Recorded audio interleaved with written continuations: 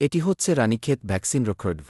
এই ভ্যাকসিনটি দিতে হয় যখন বাচ্চা বয়স 4 থেকে 6 দিন বয়সী বাচ্চাদের জন্য, যেন রানীক্ষেত রোগ আক্রমণ না করে। আপনারা এটি নিয়ে আসতে পারেন রংপুর হাসপাতাল থেকে। উপজেলা প্রাণিসম্পদ দপ্তর ও ভেটেরিনারি হাসপাতাল গেলেই আপনারা পাবেন। খামার মোড়, রংপুর। তারা আপনার কাছে থেকে 25 টাকা নিয়ে 100 মুরগি বাচ্চা ভ্যাকসিন করাতে পারবেন। আমার খালি 3টি মুরগি ছিল, আমি এই জন্য আনছি যেন আমার বাচ্চা সুস্থ থাকে।